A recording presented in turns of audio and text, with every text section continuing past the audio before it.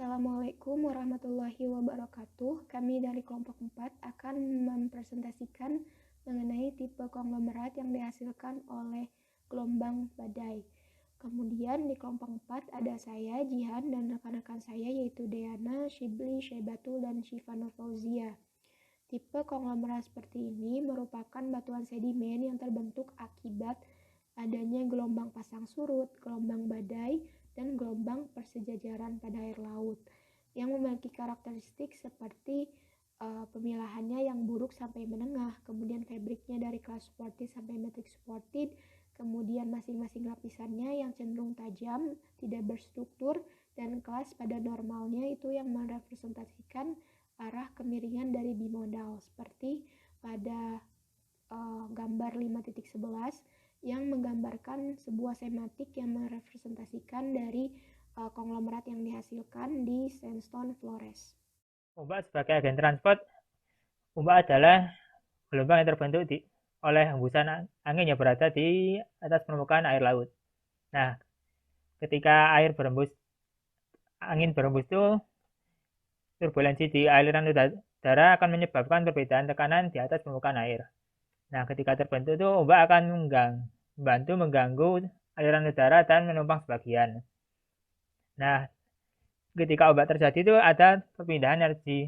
Nah, jumlah energinya itu tergantung kecepatan angin, durasi angin, dan phase atau seberapa jauh angin membawa air atau material sedimen. Kemudian saya Muhammad Sibli Jindan akan menjelaskan tentang proses pengendapannya atau depositional prosesnya. Nah, wave, storm, and current work shore face and shelf conglomerates adalah batuan sedimen yang dibentuk oleh gerakan gelombang pasang, gelombang badai, dan gelombang aliran pantai yang bergerak secara paralel. Nah, kemudian pasir dan sedimen berbutir halus yang dikirim ke pantai melalui sungai akan didistribusikan oleh gelombang seperti gelombang, badai, dan arus pasang surut.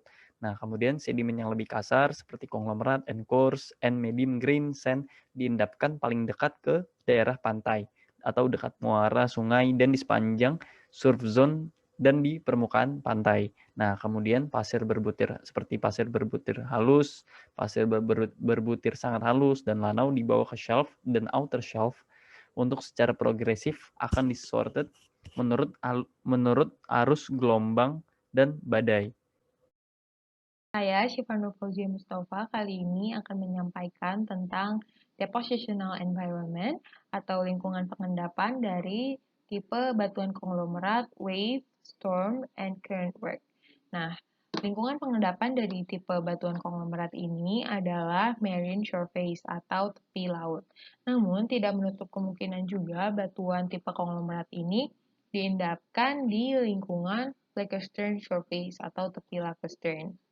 Nah, nama dari batuan yang diendapkan dari lingkungan ini adalah shore face conglomerate atau konglomerat tepi pantai dan shelf conglomerate.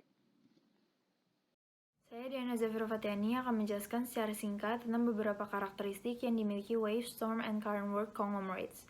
Jadi yang pertama, fabriknya itu biasanya clay supported sampai metric supported, pemilihannya pun moderate, kemudian setiap lapisannya itu cenderung tajam, strukturnya bisa silang, tidak berstruktur, dan berstratified atau bertingkat. Kemudian kelas batuannya biasanya menunjukkan arah kemiringan bimodalnya. Sedimen yang terbentuk akan didominasi oleh pasir dan kerikil yang kasar atau halus. Konglomerat yang berada di permukaan pantai bagian atas atau upper shore surface akan dicirikan oleh coarsely graded tabular bed structure. Jadi suatu bidang yang bergradasi dan cenderung kasar. Sedangkan konglomerat yang bagian bawah permukaan pantai dicirikan oleh batu pasir kerikil dengan konglomerat lentikuler yang sudutnya cenderung rendah. Nah, gambar-gambar dari upper shore dan lower shore ini dapat dilihat pada foto-foto di bawah. Nah, selanjutnya ini adalah beberapa referensi atau buku yang kami gunakan selama pengerjaan presentasi petrologi pada kali ini.